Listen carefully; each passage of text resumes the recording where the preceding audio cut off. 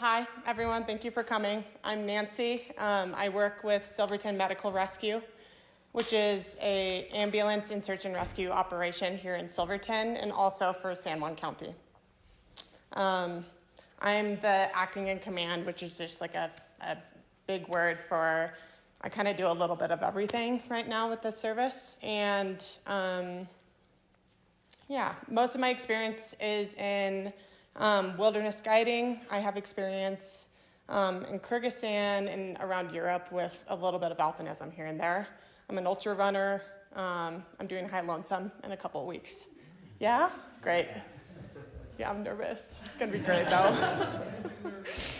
I'm happy to talk more about me, but I want to get right into it. I like starting with this quote. It was used last year in the presentation, but I think it's really pertinent.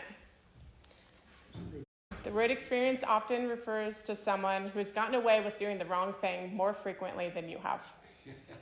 I like it. So I feel passionate about this topic because working both with search and rescue and being a runner, I see a lot of people make mistakes or there's overlap, and I can understand where that can happen. In the past couple years, we've seen in La Plata County and in San Juan County, we've seen 3 runners, single men, go missing, and only one was found. It's been rough. It's been rough for the community, and it's scary. And there's a lot of close calls. And I think something I've noticed is even if things go well, there's not a lot of, in my experience, there's not a ton of reflection of like, oh, was that a close call? Or like, what happened here? So my hope is to go beyond the basics of this is what you should carry and also go into understanding your risk tolerance and a group. So to start with the basics, we're just going to popcorn. Can you please tell me things you make sure to have on your runs, ideally? Water. Food. What else? Extra layers. What was it? Water. More water? Lube. Okay, no chafing. What else? You're out in the backcountry. It's going to be at least a 6-hour day. Baby sack. Water filter, nutrition. Headlamp. More food. Headlamp. Map. Extra batteries. For your headlamp, right? Yeah. Phone. Perfect. Charge phone. Yeah. I always mess up on that one. Phone charger. So let's see. Something that people often forget. They bring rain layers, but they don't wear bright clothing. So if I'm out and if I'm wearing even these clothes, like dark clothing, how is a helicopter going to spot me? It's already hard enough for a helicopter to spot you, but wearing, I don't know, like the yellow of your shirt is great, even red. Colors red in these mountains is also common, so that's why I kind of appreciate the obnoxious colors of running clothing. What's that? Hot pink. Hot pink. Great. Yeah. Cool. So, furthermore, how do things go wrong? So, I also would love some examples of risk factors or things you've noticed that have come up that can throw off a trip in the mountains. Weather. Okay. Takes longer than you thought. Okay, overdue. Changing your route. Okay, that's a really good one. Injury. Wildlife injury. Wildlife. Late start. Okay. Timing, I'll put timing in general. Anything else? Like snow or runoff. Weather, yeah. Weather and terrain.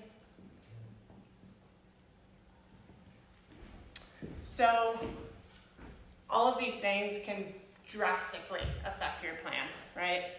If you get injured, how are you going to get out? And most of the time when I think about it as a runner, I'm like, I'll just muscle through it. I'll figure it out. Realistically, my hope today is like, what actually could you do to mitigate these problems? Wildlife, if you run into a moose, what should you do? If you get caught in a rainstorm and you don't have rain layers, what should you do? Things like that. Okay, so understanding your red zone. Red zone is a term I use for understanding your risk tolerance with running. So I want you all to please take out your phones or some way to take notes if you have it. Otherwise, you can just think to yourself. And I want you to make a list of ways you take risk in the mountains. So possibly like going alone more often, not telling someone your backup plan or your plan in general, not bringing like a SOS device, maybe going in a new place and trying to just figure it out, things like that. And I want you to make a list of things you do that you feel confident, like risks you take that you feel confident in making. I'd like to, understanding your red zone takes years and years. Totally. It does. There's not a button that you. I know, I wish there was. My hope is to bring more awareness so people know what it could look like so that they don't learn by experience, bad experience. That's my hope. And so I want you to look at your list as you continue. I'm trying not to rush it too much, but as you continue, look at the list. So for example, what's something that someone has? The first thing on the list. Yeah, or just something that's on your list of how you take risk, but why you feel confident making that decision. Not bringing a headlamp on shorter days. Totally. That's a great example.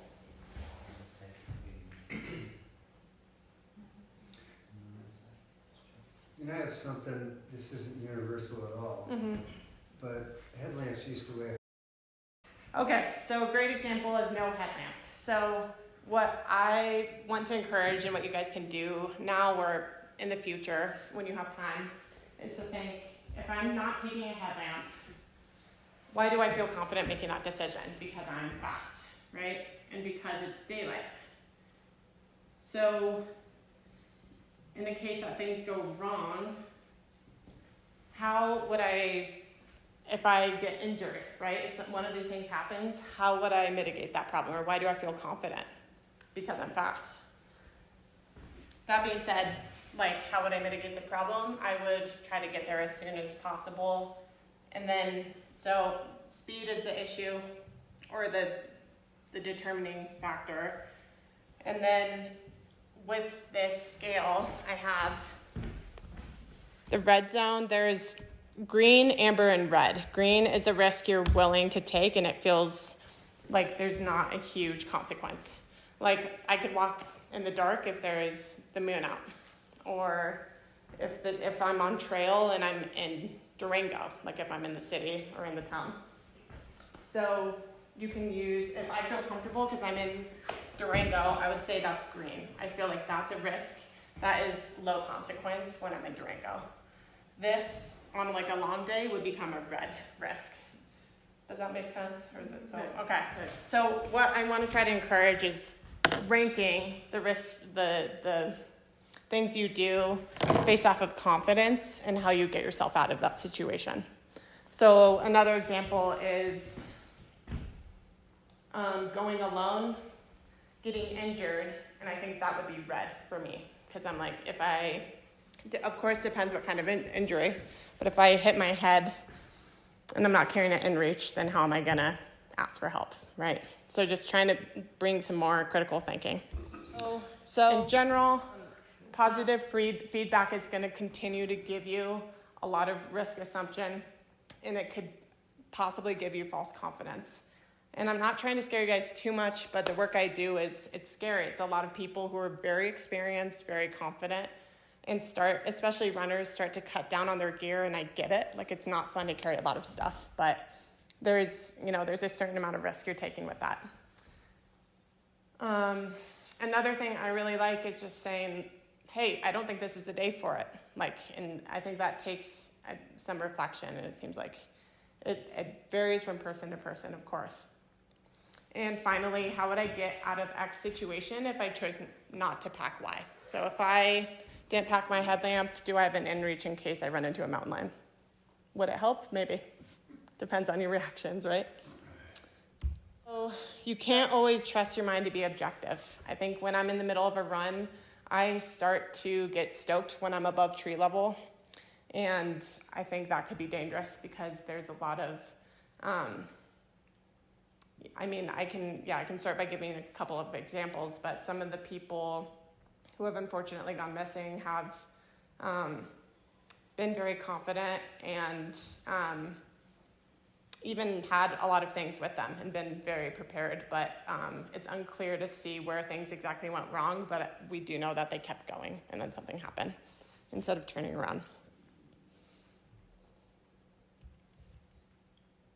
And finally, a great point is that racing is a great platform to practice something where you have a bunch of people there to support you that you spend, $400 for when you register.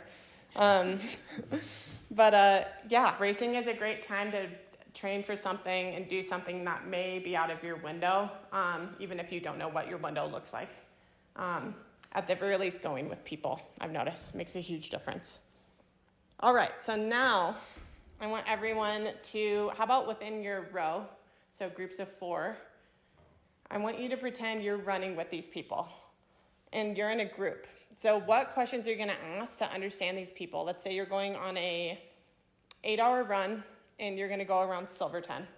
And so what questions are you gonna ask to make sure that they're prepared, they're not gonna get hurt, their level of expertise, I want you to start by asking these questions. I'll give you a couple of minutes.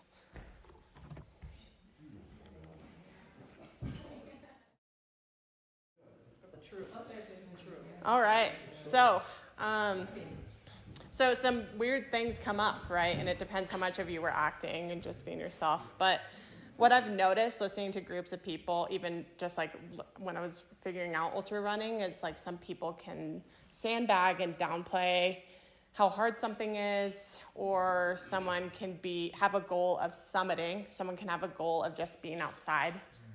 Someone can have a goal of, or they're terrified to go on the run, but they're stoked to be around people who are experienced. So in general, a big factor of what goes wrong with running is hypothermia, which connects to the environment.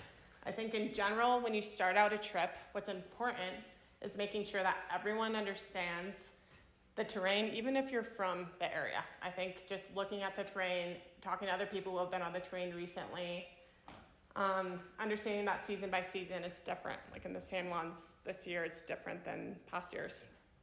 The mountain environment is constantly changing, especially above tree line, especially in the afternoon. So making sure to get off peaks and passes by noon is a great baseline in what we suggest. And of course, wind, altitude, rain, and many other factors can play into things going wrong. Another big factor is being comfortable in what I think is necessary for ultra running, can be argued, is mapping and reading terrain. And even if you're staying on trails, just knowing what you're looking at, and especially considering elevation gain and loss, understanding the time required actually, especially as you're factoring other factors like general fatigue from training or things like that. With a group, stepping out versus stepping back. So if one of your members of the group said, hey, meeting before the run. Hey, I'm really comfortable doing this loop, but I don't know, it kind of pushes me to, I'll have to step back if we go more than 4 hours. And then versus stepping out. I'm gonna step back, meaning like maybe we could do another hour, but after that I need to turn around. Stepping back is like absolute no. It's kind of like the red zone, right? Like I'm not gonna go on Talus. I'm not gonna go above 13,000 feet. I'm not gonna split up. And so I think making a conversation before you leave is imperative. I think what happens is people get caught up and they're in a situation and they're like, okay, yeah, maybe I'll leave. And then, maybe one person has an inReach, one person doesn't. Things can happen. And so having an aspirational plan, a conservative plan, and a retreat plan if things don't feel right, I think is perfect.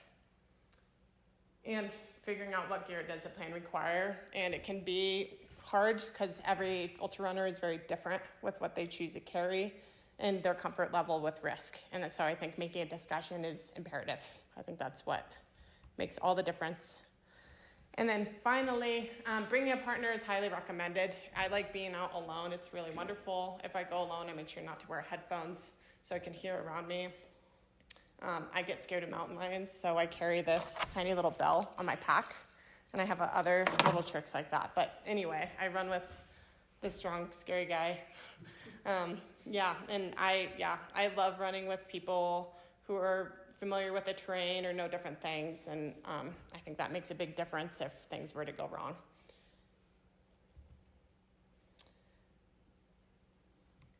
Let's see, so finally, communicating your plan before you leave.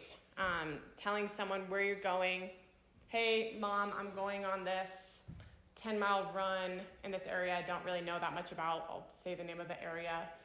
I'm going to be back. I should be back by 4. If I'm not back by 6, that's when you call 911. Or that's when you call this. Be very specific with your emergency plan. I've noticed that people, like, there's an overdue hiker, and I get a call from a friend because they know I work for Avalanche, for search and rescue. And yeah, many hours are lost just trying to figure out who to call because they don't want to, rock the boat by calling for an emergency.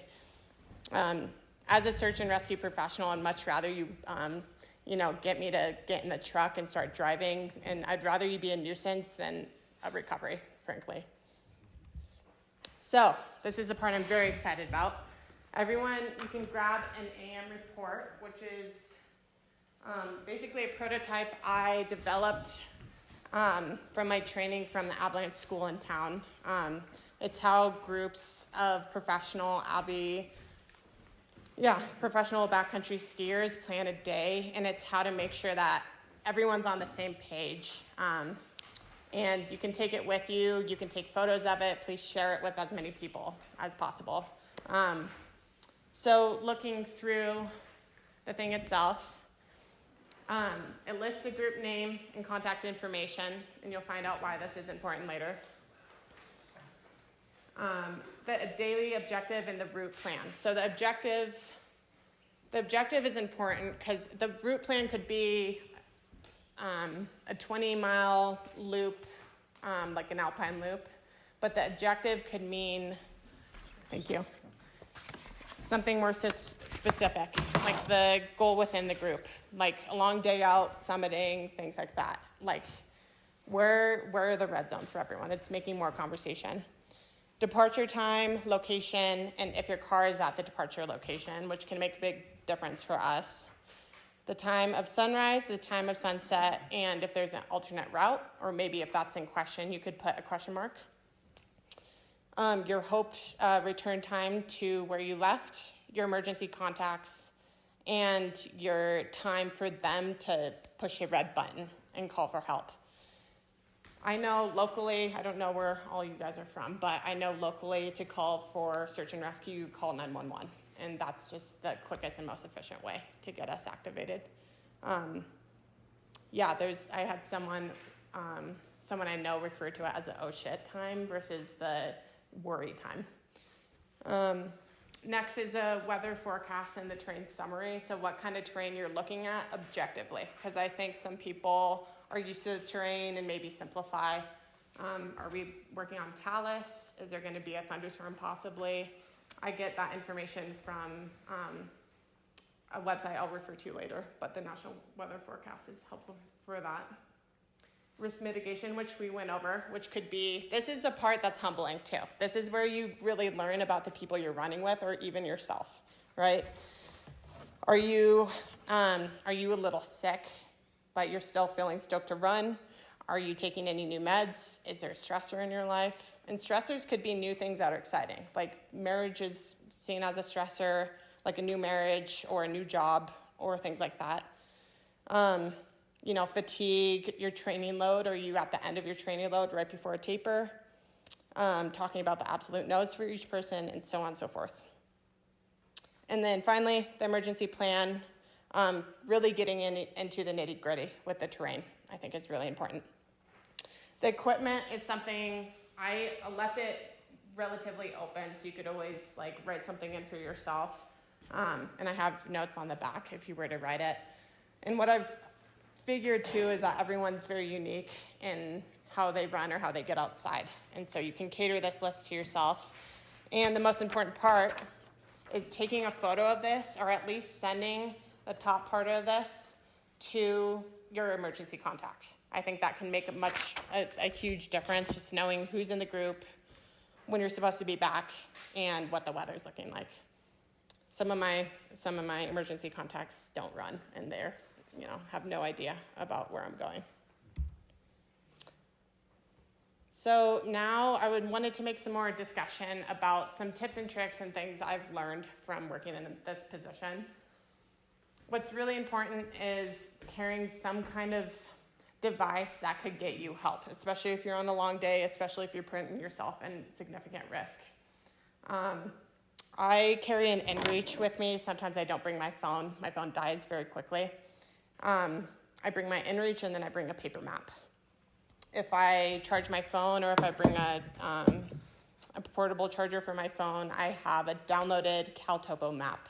CalTopo is an app I love using, and it, Google Maps or Gaia can be helpful as well, but they're limited. Gaia is better than Google Maps for sure, though. Understanding your own preparedness and thinking critically, considering getting a woofer. I've seen woofers be really helpful on rescues whenever there's patients or family of patients with wilderness first responders. What's WFR? Is that? Yeah, the wilderness first responder is a woofer. Okay. Yeah. That was actually the first medical training I had. It's a 3-day, I think it's 3-day, 1 day. It's a very short course about how to save yourself in the backcountry. It goes over CPR, basic splinting, things like that. Social media and Strava is dangerous. I've learned this for myself. I think I see someone go out and do it. They have beautiful photos, and their title is like chill day in the mountains. And I know that person, I know they're probably playing it down, but I've learned that seeing things on social media like Facebook and seeing a lot of people trafficking it may not be up to date, and it may be, you don't know that person's experience of it. So have some critical thinking there. Let's see, and some survival tricks that I've just learned working outside. I forgot to bring my blizzard wrap. So things I usually suggest to be in a first aid kit, at least what I carry in mine, is a blizzard blanket, which is a small, tiny fold-up metallic blanket that can get big, and you can have them during races, right? And I see a lot of people hold them like this, but mostly when you're cold, especially your extremities, what's happening is your core is losing heat. And so wrapping that around your core, which I do with patients as well, wrapping their core first, and of course making the extremities warm as possible as well is, really essential. Gaiters can be really helpful for multiple things. I fell on trail a couple of weeks ago, and I got a little laceration on my leg, and my friend offered her gaiter to, just bandage up my leg. But I've also seen it to, like, splinting. If you have a pole, you could splint your arm or your leg, for example. Use your running pole to splint your leg, and use gaiter to kind of fasten it on. There's a lot of clever ways to try to figure it out. Of course, having an inReach is the biggest thing, just to mitigate hiking out that far. Wearing bright clothing would have made the difference for almost all of our patients. There's other factors that played a part of it, but being able to at least, unfortunately, find their body would have made a difference. Finally, a filter bottle, or knowing how to find water. Those are really helpful safety tricks for staying out longer. And pack it even though you don't want to. I know it's so common that runners want to pack light, but don't you want to train harder? Don't you want to be stronger? So just carry more. That's my mindset. Just carry it. Other things I forgot to put on here is like a bivy. Like they have these little bivy sacks, which is just a little like makeshift sleeping bag, kind of. And that can make a difference if you're with someone who's so injured they can't move. That could keep them alive. Or if you're in a lightning storm. So this is, I suggest you take a photo if you're interested, but this is just basics of where lightning is most likely to strike. Yeah, making sure you're not up high is ideal. And trying to get down lower, of course. I feel like a lot of you probably know this, but making sure you're lower and ideally, not near waterways or things like that. Sometimes is a given, but I've seen it. Here's another example of risk and what can happen. So if you're taking, for example, high probability, I think right now in the mountains is monsoons, especially this time of year. I think this week has been special, but you never know with the San Juans. So high probability is weather changes at the very least. So high probability and high impact. Like I'm going on a 12-hour day. I'm running hard rock 100. I'm running soft rock. How about? I'm running hard rock on my own with no support. So I'm running 100 miles on my own, and the weather is supposed to be crazy. That's of course high probability, high impact. So I like this visual because it gives you more of an idea of like what kind of risk you're taking and beyond you, like what factors are playing in part.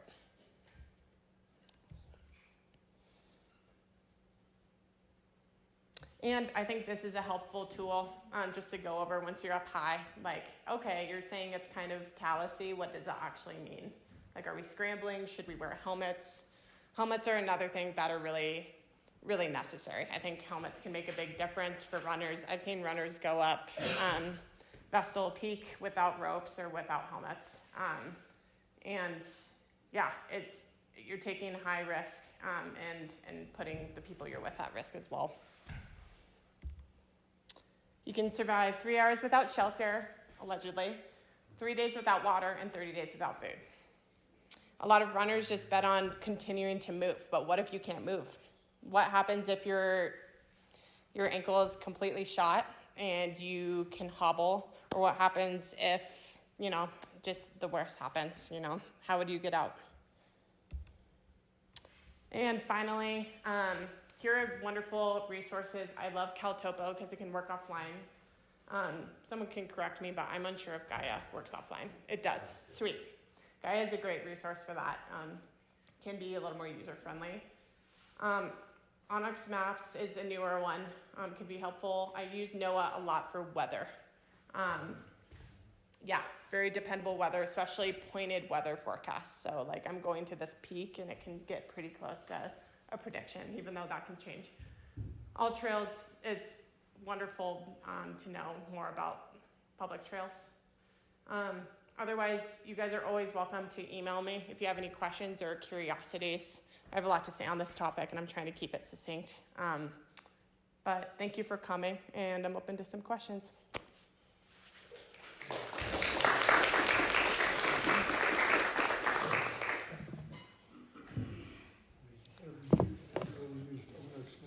Go ahead. So you mentioned the full blanket and the beaches now. Yeah. For these mountains here, say for hard rock. Yeah. Would you just take a bivvy or a full blanket? To what mountain did you say? For doing hard rock. For doing hard rock? Yeah. I mean, I think a blanket never hurt me. Like a blizzard blanket was never, even for, I've had friends who didn't have one and they got pretty cold. I think a bivvy, as a search and rescue professional, I'm going to say take both because it is the safest. Even if it's not for you, it could be for someone you come upon. I've passed many people running, not many, but a handful of people who have needed something I had, and I was happy I had it. Yeah. At the very least, I'd say blizzard blanket. Yeah. Yeah. So over the lightning thing, like what's the safest, like if you're on the high point, what do you do versus like if you're down low, and what's the best thing to do? That's a great question. I'm still trying to figure that out too, as well.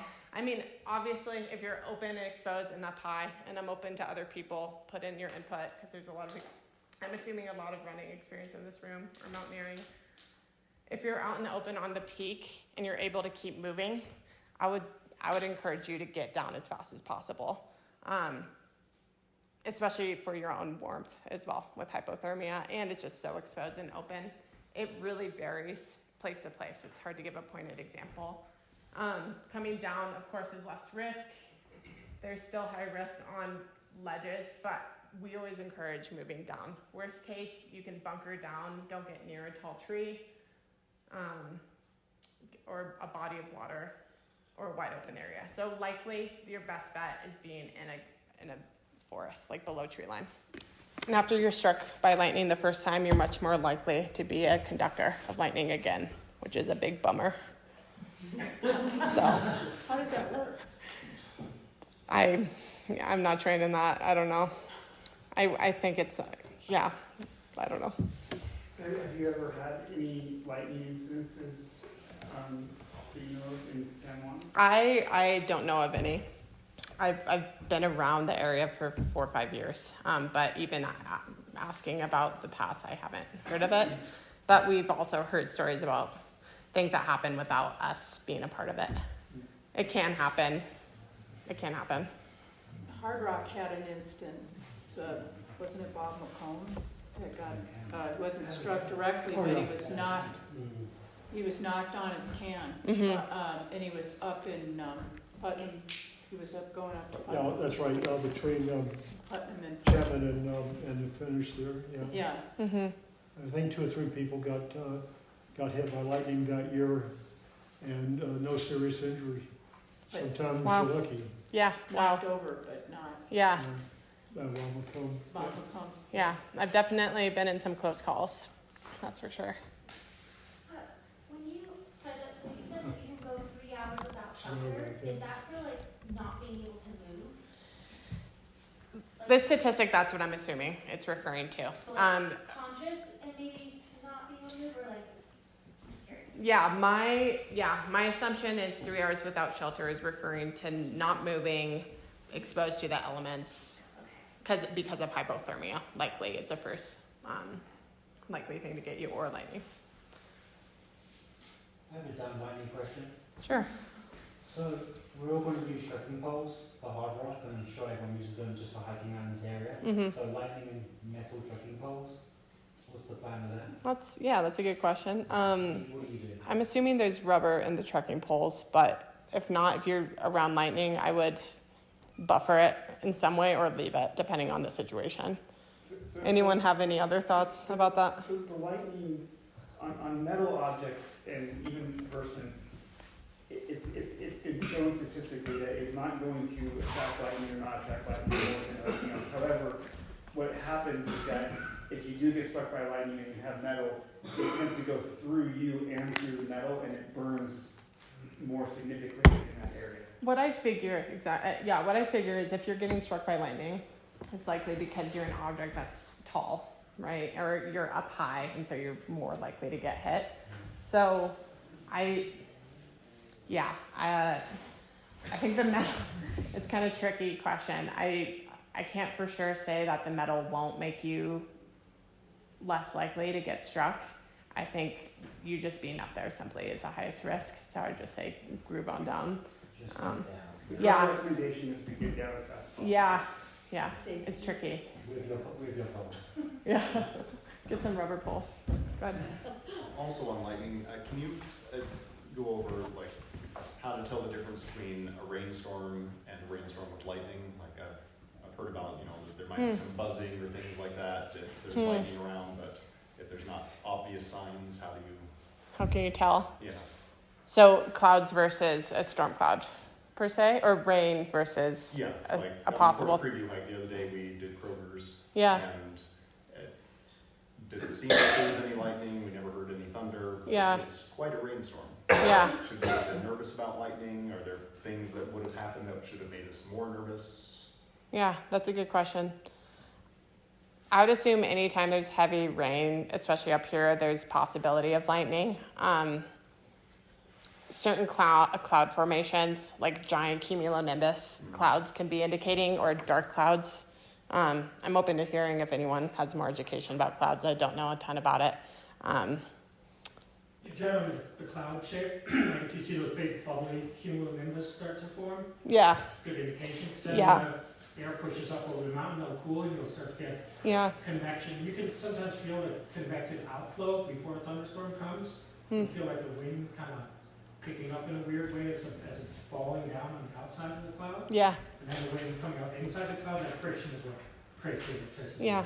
What I've learned too is to just keep track throughout the day, based off of the forecast as well. Just keep track of what's going on and the changes going on and how quickly they're happening. And that's usually when I could figure when I need to start moving, especially if the rain gets heavier.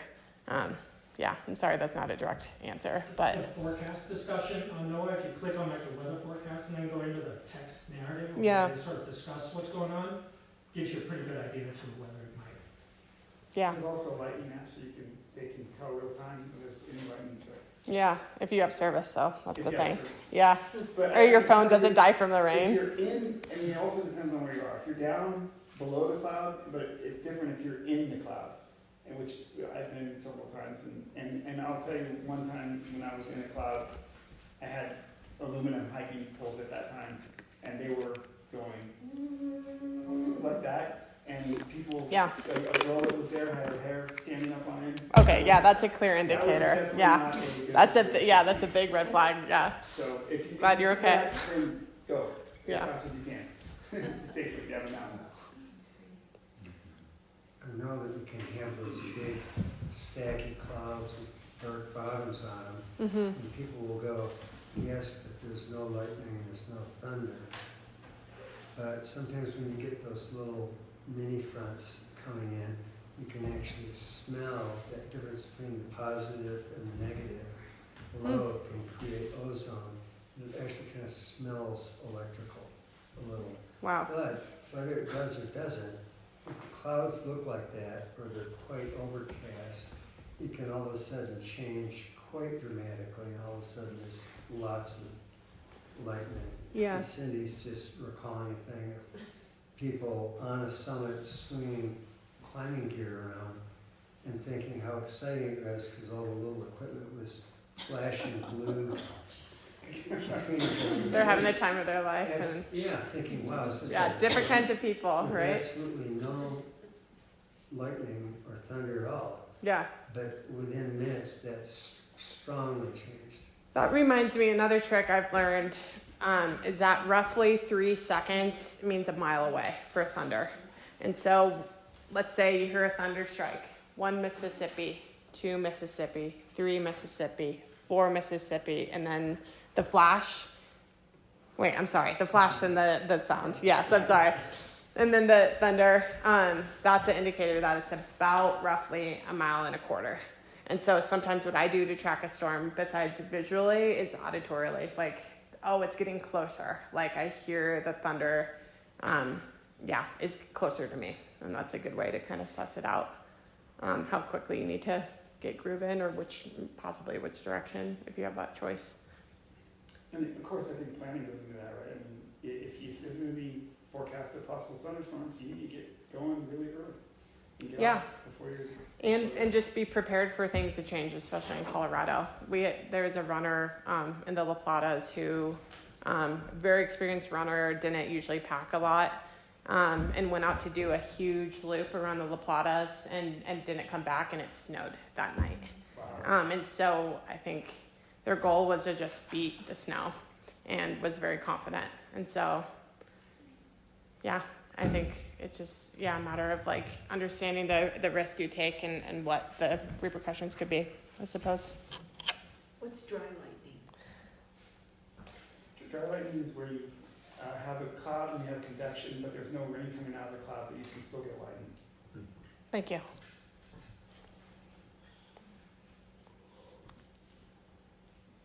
Well, yes. Does everybody here know the lightning position and stuff?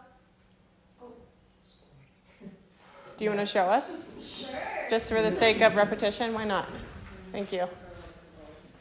So, if you're a backpacker, you get in a lightning storm and you're trying to get down and you can't, if you have one of those foam, like egg carton pads, throw that under you, try to get something rubber under you.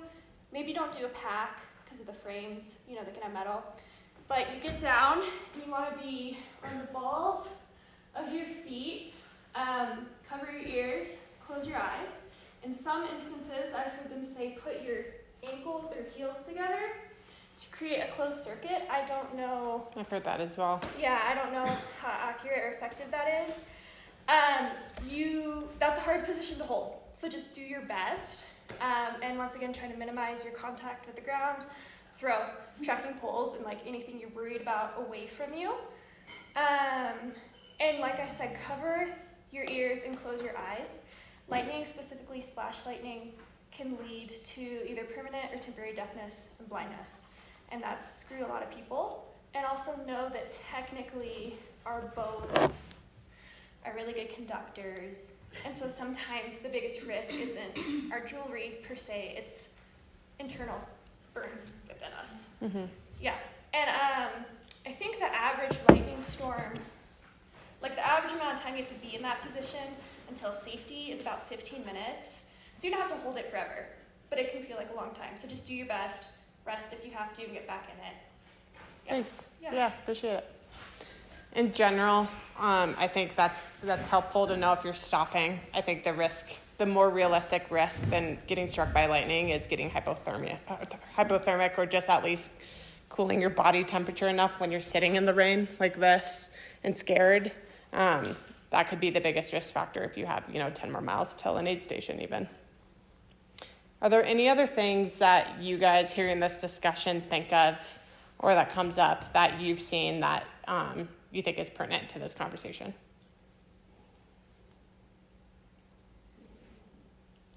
Well, I think in just furthering the discussion on lightning, it's a good idea to get off any wet areas if you can. This is not always possible, but I've heard sandy, loamy soil or more broken rock Mm-hmm. You're less likely to have conducted lightning through a ground current. Mm-hmm. Whereas if you're in even if you take shelter under a rock, but you're on some rock, on a piece of flat rock, that might conduct lightning. Mm-hmm. Yeah, that's a great point. Because it's wet. Yeah. Good. One thing I've heard mentioned at the Hard Rock Runners Briefing multiple times is if you run out of water and you don't have a filter, go ahead and drink from the stream. Yeah. Because it's going to take multiple days for any illness to take hold, and so you can still finish. Totally. Yeah.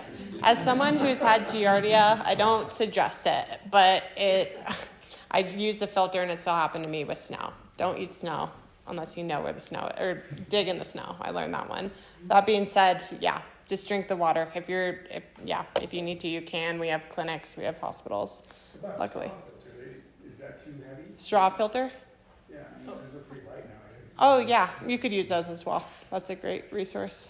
So life straw. Yeah, life straws are great. I use those traveling as well. Great. Well, thank you everyone for being here. I appreciate it. Thanks for doing it. Thanks.